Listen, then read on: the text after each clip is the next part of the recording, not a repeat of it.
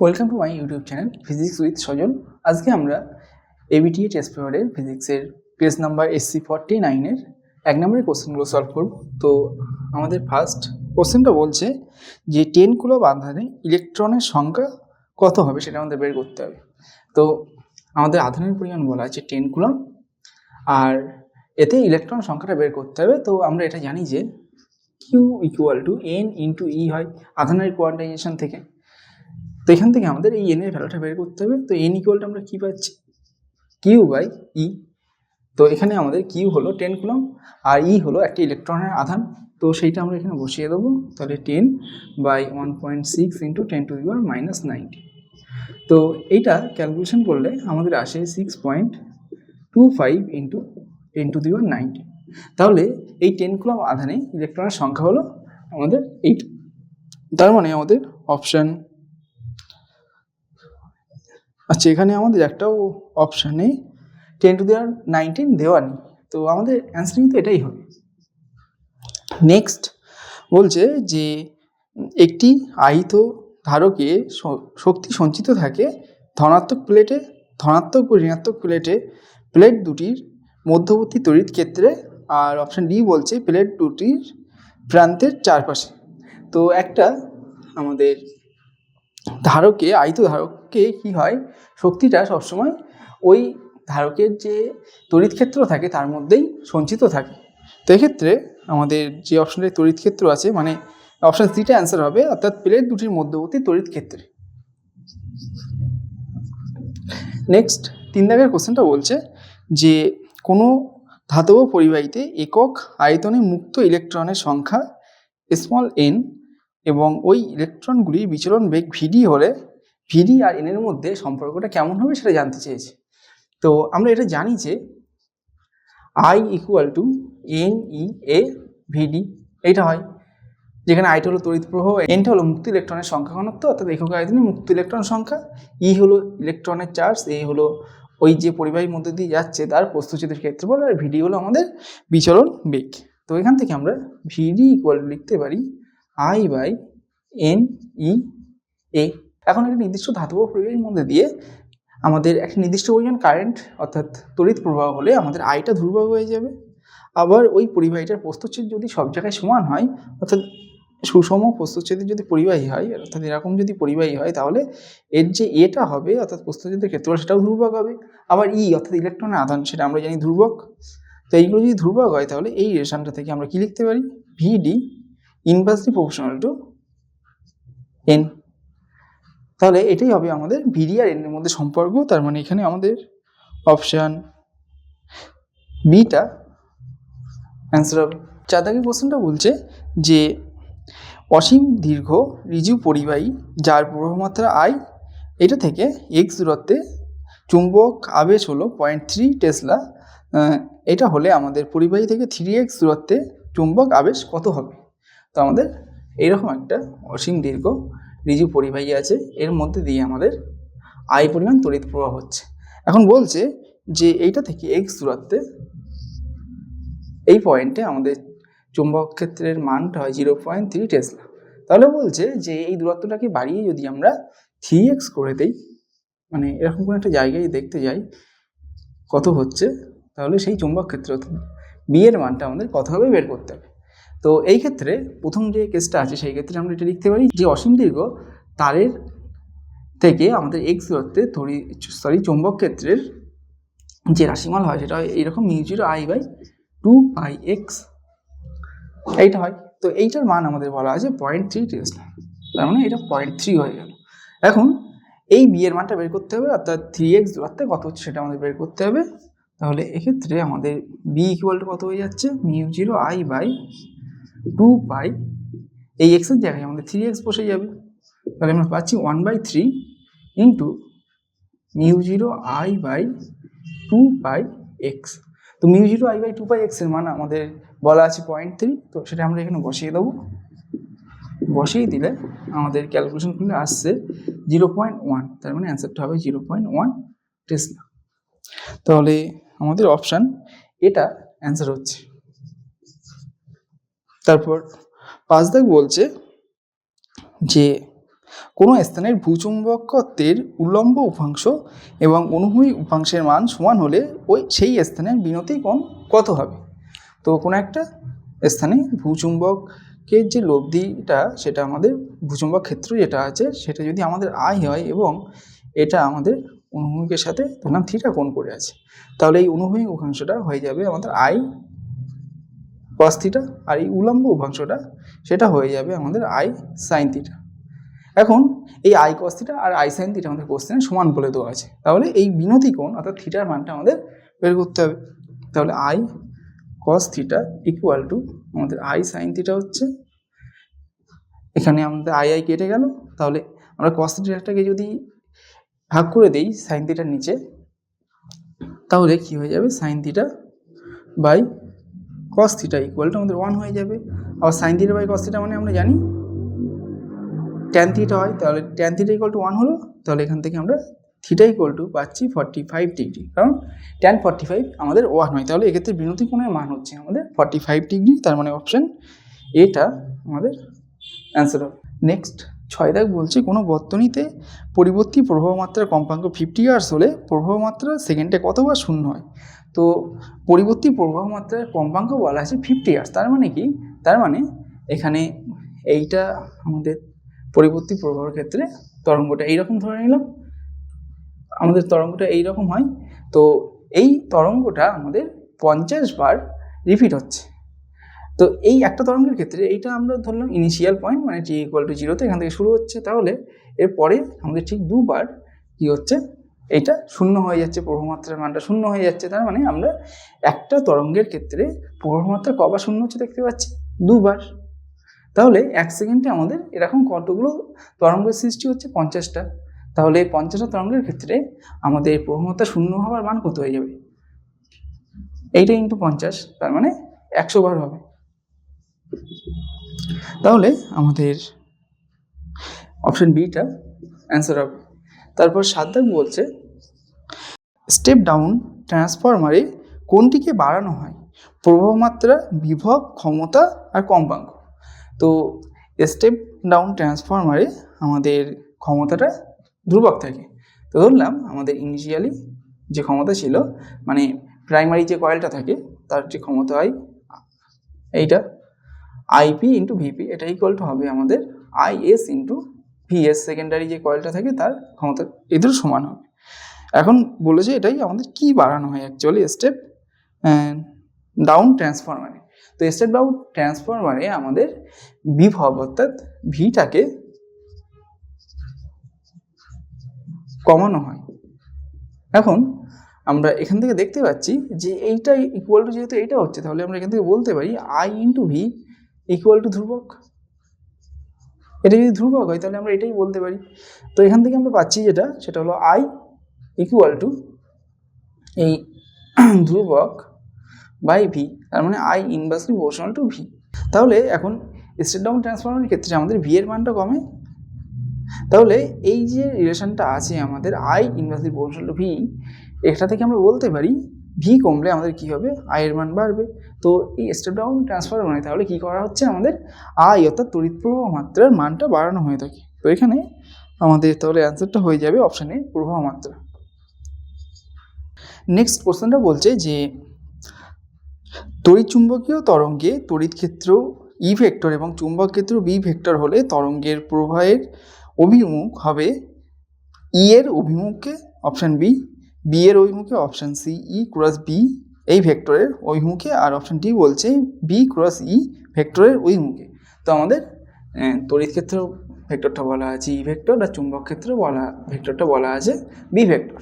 তো এটা একটা তড়িৎচুম্বকীয় তরঙ্গ। তো এর ক্ষেত্রে আমাদের এই যে তরঙ্গটা যেদিক বরাবর প্রবাহ হবে তার অভিমুখটা বের করতে বলেছে। তো এটা বের করার জন্য আমরা এই ই ভেক্টর ক্রস বি ভেক্টরের যে ডিরেকশনটা হয় সেটাই দেখি, কারণ ই ভেক্টর ক্রস বি ভেক্টরের ডিরেকশন বরাবর আমাদের এই তড়িৎচুম্বকীয় তরঙ্গের গতির দিকটা অর্থাৎ অভিমুখটা, প্রবাহের অভিমুখটা হয়ে থাকে। তো তাহলে এখানে আমাদের অপশান সিটা অ্যান্সার হবে, যে ই ভেক্টর ক্রস বি ভেক্টরের অভিমুখে হবে। তারপর 9 দাগ, এটা আমাদের কি বলছে, বলছে যে আলোকীয় তন্তুতে আলোক সঞ্চালন কোন আলোকীয় ঘটনার সংযুক্ত। তো আলোকীয় তন্তু অর্থাৎ অপটিক্যাল ফাইবারে আলো এক জায়গা থেকে আরেক জায়গায় যাওয়ার জন্য আমাদের কোন ঘটনাটা জন্যে ওটা আলোটা এক জায়গা থেকে আরেক জায়গায় যেতে পারে সেটাই জানতে চেয়েছে। তো ফার্স্ট অপশন বলছে প্রতিসরণ, তারপরে অপশন বি বলছে বিচ্ছুরণ, অপশন সি বলছে ব্যতিচার, আর অপশন ডি বলছে অভ্যন্তরীণ পূর্ণ প্রতিফলন। তো অপটিক্যাল ফাইবার আমাদের এইরকম দেখতে হয়। এই অপটিক্যাল ফাইবারের এই ভিতরের অংশটাকে আমাদের কোর বলা হয়, আর এর চারপাশে মানে এই বক্র যে তলটা আছে ওর উপরে একটা আস্তরণ দেওয়া থাকে, সেটাকে আমরা বলে থাকি ক্লারিং। তো এখানে আমাদের এই যে আলোটা যখন এর ভিতরে প্রবেশ করার পরে ও এই জায়গায় মানে এই তলে ওদের কী হয়, অভ্যন্তরীণ পূর্ণ প্রতিফলন হয়। অভ্যন্তরীণ পূর্ণ প্রতিফলন হয়ে ও এইদিকে চলে আসে, আবার এখানে কী হয়, অভ্যন্তরীণ পূর্ণ প্রতিফলন হয়, আবার এখানে এইভাবে চলতে থাকে, চলতে ও এই পাশ দিয়ে আবার বেরিয়ে আসে। তো এখানে আমাদের যেহেতু আলোটা সংকট কোণে পড়ে, সেই কারণেই কিন্তু অভ্যন্তরীণ পূর্ণ প্রতিফলন হয়ে থাকে। সেই কারণেই আলোটা আমাদের বাইরে বেরিয়ে না গিয়ে ভিতরেই সীমাবদ্ধ থেকে এইভাবে পূর্ণ প্রতিফলন হতে হতে আমাদের আরেক এই যে আলোকীয় তন্তুটা আছে তার আরেক পাশ দিয়ে বেরিয়ে আসে। তাহলে এখানে আমাদের অপশান ডিটা অ্যান্সার হবে, যেটাই বলা আছে অভ্যন্তরীণ পূর্ণ প্রতিফলন। তারপরে বলছে যে অভিলক্ষের ব্যাস দ্বিগুণ করলে দূরবীক্ষণের বিশ্লেষণ ক্ষমতা কি হবে সেটা জানতে চেয়েছে।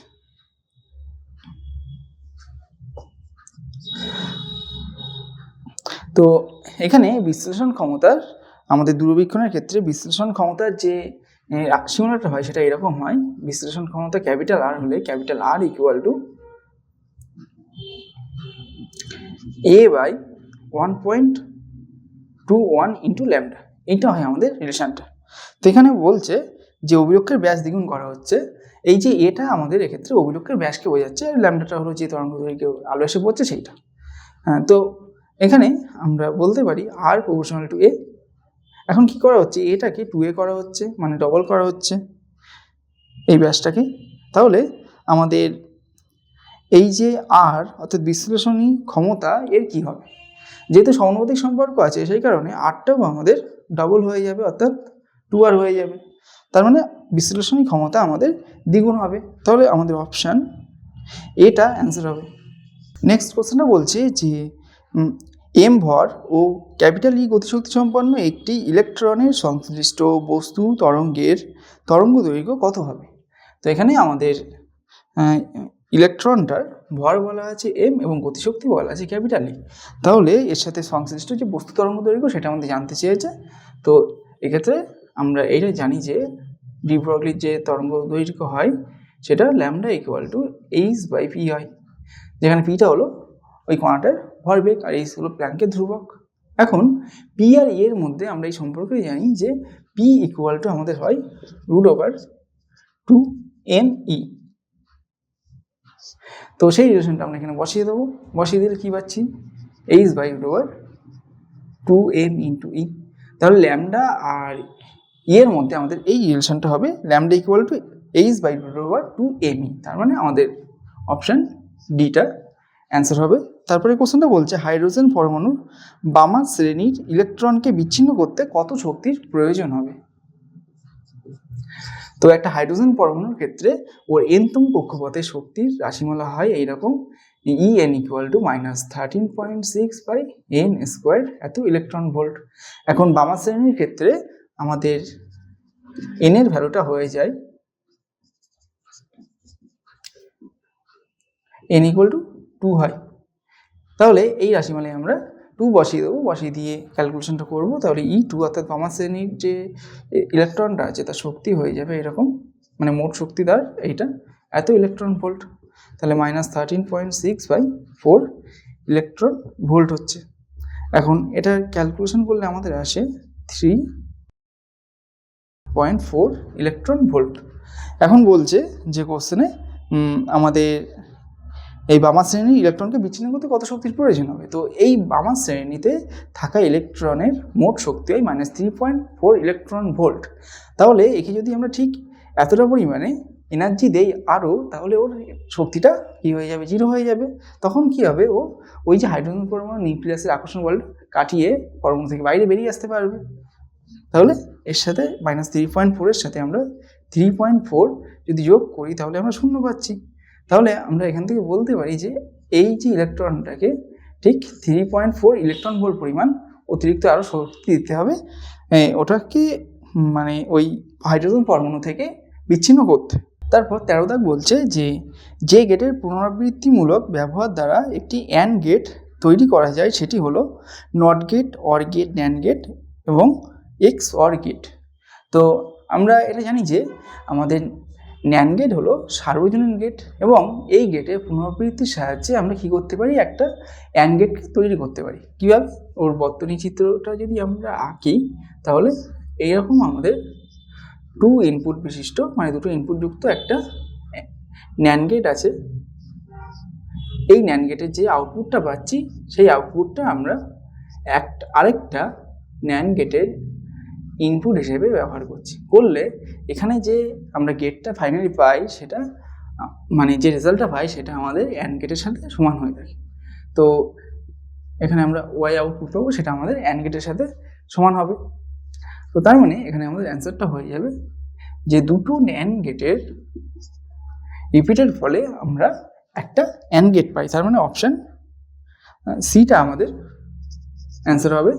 তারপর 14 দাগ বলছে যে নিম্নলিখিত কোনটির সাহায্যে উপগ্রহ যোগাযোগ করা হয়, মানে কোন তরঙ্গের সাহায্যে আমরা উপগ্রহ যোগাযোগ করে থাকি সেটা জানতে চেয়েছে। তো অপশান এ বলছে ভূমি তরঙ্গ, অপশান বি বলছে আকাশ তরঙ্গ, অপশান সি স্পেস তরঙ্গ আর অপশান ডি বলছে এদের কোনোটি নয়। তো আমরা উপগ্রহের সাহায্যে যোগাযোগ করে থাকি স্পেস তরঙ্গের সাহায্যে, তার মানে অপশান সিটা আমাদের অ্যান্সার হবে। তারপর আমাদের 2 এর 1 দাগ বলছে যে একটি গ্যালভানোমিটারকে কিভাবে ভোল্টমিটারে রূপান্তরিত করা যায়। তো আমরা এটা জানি যে একটা ভোল্টমিটারের রোধ মানে আদর্শ ভোল্টমিটারের রোধ অসীম হয়ে থাকে। তো একটা গ্যালভানোমিটারকে আমরা যদি ভোল্টমিটারে রূপান্তরিত করতে চাই তাহলে কি করতে হবে, আমাদের ওই গ্যালভানোমিটারেরটাকে এমনভাবে ইউজ করতে হবে যাতে ওর রোধটা আমরা অসীম করতে পারি, তাহলেই ওটা ভোল্টমিটার হিসেবে কাজ করবে। তো গ্যালভানোমিটারকে আমরা এইভাবে বুঝিয়ে থাকি। এটা হলো আমাদের গ্যালভানোমিটার। এখন এই গ্যালভানোমিটারের সাহায্যে আমরা একটা ভোল্টমিটার তৈরি করব। তো এই গ্যালভানোমিটারের সাথে আমরা একটা রোধ, উচ্চমানের রোধ কী করব, এর সাথে শ্রেণী সমবায় যুক্ত করে দেবো। তো তাহলে এই যে আমরা টোটাল সিস্টেমটা পাবো, এই রোধ ধরলাম এটা আমাদের আর রোধ। তো এই আর রোধ এবং এই গ্যালভানোমিটার এই টোটালটা মিলে আমাদের যে সিস্টেমটা তৈরি করবে সেটা আমাদের কী করবে, একটা ভোল্টমিটার হিসেবে কাজ করবে। তো এইভাবেই আমরা একটা গ্যালভানোমিটারকে ভোল্টমিটারে রূপান্তরিত করতে পারি। তারপর বলছে যে অথবা সাইক্লোট্রন যন্ত্রে নিউট্রন কি ত্বরান্বিত হবে, কেন, মানে যদি হয় কেন বলতে হবে, না হলেও কেন সেটা বলতে হবে। তো এখানে আমাদের নিউট্রন ত্বরান্বিত হবে কেন সেটা জানতে চেয়েছে। তো আমরা এখানে এই জিনিসটা জানি যে কোনো একটা এর উপরে কোনো একটা আধানগ্রস্ত যদি কণা থাকে তার উপরে যে চুম্বক বল সেটা যদি আমরা এফ বলি, এফ ইকুয়াল টু হয় ওই আধানটার মান ইন্টু ভি ভেক্টর, অর্থাৎ ওর বেগ ক্রস বি ভেক্টর, অর্থাৎ ওটা যে চুম্বক ক্ষেত্রের মধ্য দিয়ে যাচ্ছে সেই চুম্বক ক্ষেত্রটা। তো এক্ষেত্রে আমাদের নিউট্রন বলেছে, তো নিউট্রনের আধান আমাদের কী হয়, শূন্য হয়। নিউট্রন নিস্তরিত হয়, সেই কারণে আধানটা শূন্য। তাহলে এর উপরে আমাদের কোনো চুম্বক বল কাজ করবে না, মানে চুম্বক বলের মানটা শূন্য হবে, যেটা আমরা এই রাশিমালা থেকে বলতে পারছি। তাহলে আমরা সাইক্লোট্রন যন্ত্রে একটা নিউট্রনকে কখনোই ত্বরান্বিত করতে পারবো না, কারণ আমাদের এখানে নিউট্রনটাকে ত্বরান্বিত করতে গেলে ওর উপরে অবশ্যই চুম্বক বলটা কাজ করতে হবে। তো চুম্বক বল যখন 0 হয়ে যাচ্ছে তখন আমরা ওই নিউট্রনটাকে অবশ্যই ত্বরান্বিত করতে পারবো না। নেক্সট 2 দাগের কোশ্চেনটা বলছে, মানে 2 ফ্লেমিংয়ের ডানহস্ত নিয়ম কি নামে পরিচিত। তো ফ্লেমিংয়ের ডানহস্ত নিয়ম আমাদের মোটরের নিয়ম নামে পরিচিত।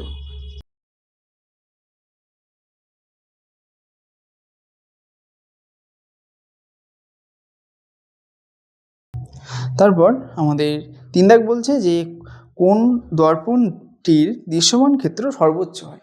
তো আমাদের উত্তল দর্পণের দৃশ্যমান ক্ষেত্রটা আমাদের সর্বোচ্চ হয়ে থাকে, তাহলে অ্যান্সার হবে উত্তল দর্পণ।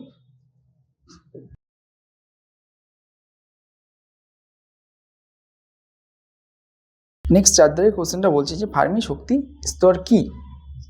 তো এটা আমাদের বলতে হবে যে 0 কেলভিন উষ্ণতায় আমাদের যে ইলেকট্রনগুলো আছে সেই ইলেকট্রনগুলো যে সর্বোচ্চ শক্তিসম্পন্ন যে স্তরে থাকতে পারবে সেটাকেই আমরা বলবো ফার্মি শক্তি স্তর। তারপর আমাদের এর অথবাটা বলছে যে ন্যান গেটের এই গেটটার বুলিয়ান প্রকাশক সমীকরণ লিখতে হবে। তো ন্যান গেট মানে আমরা জানি নট গেট আর অ্যান্ড গেটের সমষ্টি, এই দুটোকে একসাথে আমরা ন্যান গেট বলে থাকি। এখন অ্যান্ড গেটের ক্ষেত্রে আমাদের আউটপুট যদি ওয়াই হয় এবং ইনপুট দুটো যদি এ আর বি হয় তাহলে আমরা ওয়াই ইকুয়াল টু এইভাবে লিখতে পারি এ ইন্টু বি। তো তাহলে অ্যান্ড গেট আমাদের মিটে গেল। এবার এর সাথে জুড়বে কি নট গেট। নট গেট জুড়ে মানে এই পুরো জিনিসটার বার হয়ে যাবে, তার মানে এ ইন্টু বি তার বার, এটা হয়ে যাবে আমাদের ন্যান্ড গেটের বুলিয়ান প্রকাশক সমীকরণ। তাহলে আজকের ক্লাস এই পর্যন্ত, দেখা হচ্ছে নেক্সট ক্লাসে।